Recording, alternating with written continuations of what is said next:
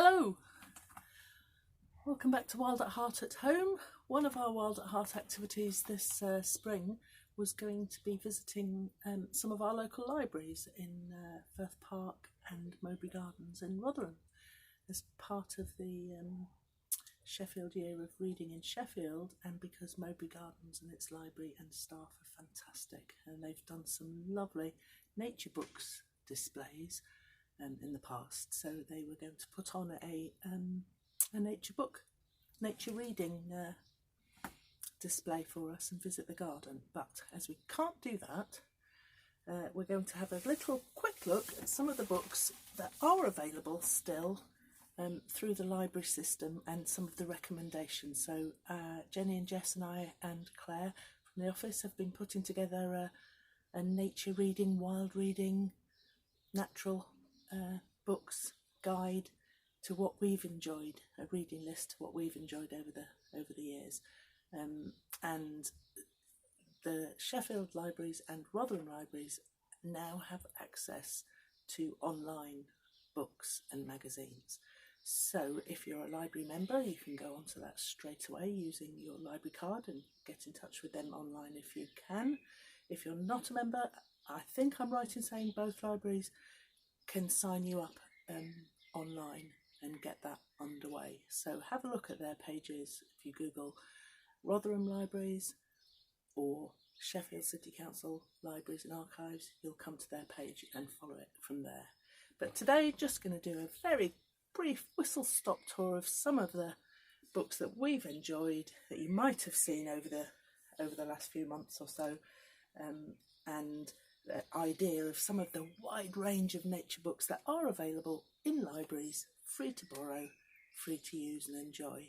And it's part of connecting with nature, helping to stimulate enjoyment, build knowledge, keep connected, all those things that are so helpful and useful. And would like first of all to point out that Sheffield Libraries online materials gives you access to a whole range of magazines, which we found are actually the best thing to use, so you can dip in, flick through, enjoy, come back to, and they're really helpful. Jenny and I have really enjoyed using those. I'm not sure if Rotherham does that, but let us know if you find out. One of the other things that's really grateful in local libraries is the access to very well written, interesting, hyper-local books. There's a great one produced by the Heritage Group at Shirebrook Valley in the last few years. Shirebrook, the Forgotten Valley, and we love exploring there. It's a really nice book, Walking the Rivlin. It's really interesting. And there's a lovely one about Sheffield's watermills, as well as Werlow Hall Farm from a sort of a history point of view, an ancient Sheffield hamlet. So our local, and I know there's loads in Rotherham as well, with all the Wentworth estate and all the different local things. We had some lovely pictures sent through to us by Carl, one of our participants, of Roach Abbey. There's some beautiful books about Roach Abbey. So when we can get back together again, it's a bit of seeing what we can find online and making plans for the future, so that when we get back together again, we can hopefully get out and about and visit some of these places. That would be great. In the past few months, we were doing quite a bit around poetry, creating poetry with Ray Hearn, and looking at haiku and developing some of our own responses to the environment we were in at Clifton Park. So there's lots of good poetry books around. And also, if you're growing your own or just enjoying the herb pots for pollinators, or want to get into growing herbs and other plants, there's plenty of gardening books available right through the range of specialist plants, indoor plants, herbs and general gardening advice as well. And there's an awful lot these days, which is absolutely brilliant, on wildlife gardening. So one of my classic favourites is Chris Baines from Sheffield, How to Make a Wildlife Garden, a real classic book from the 70s.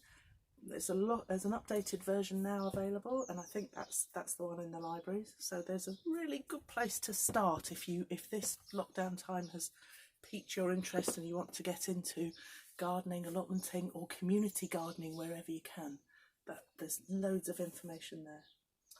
So going to the more sort of wilder end, the libraries are fantastic for all sorts of books that you might not want to or afford to be able to buy on yourself, but about the developing world of rewilding. This Isabella Tree book that we looked at, Wilding, is available in the libraries now, I believe, and Robert Macfarlane and Nan Shepherd, classics about the natural world in our country. So really interesting. And I'll briefly say we're looking forward to Robert Macfarlane and Jackie Morris's new book that's coming out in October, called The Lost Spells. It's a follow-on, a sequel to The Lost Words, which was hugely successful over the last couple of years. Well, The Lost Spells is a much smaller pocket guide book that you can put in your pocket and take out on your walks with you, and you've got lots of different spells and charms about the natural world. So we're really looking forward to that coming out. I'll leave it there. Next week we're going to be looking at garden art in all its forms. We were due to be working with James Brunt, a local Rotherham artist, but we've had to put that on hold, but hopefully we can get together again in the future. But he's been doing a lot online, so if you want to look him up, we shared some of his stuff on our Facebook page. So we're going to be having a go at various garden art activities next week. I'm going to post another quick video of the garden bunting, the Wild at Heart bunting that I've put up in the garden. And if you get the post pack in the post this week, end of this week or early next week, have a go, see what you enjoy, and focus on what we can do in this difficult time, and look forward to what we'll be able to do in the future. Okay, all the best. Bye.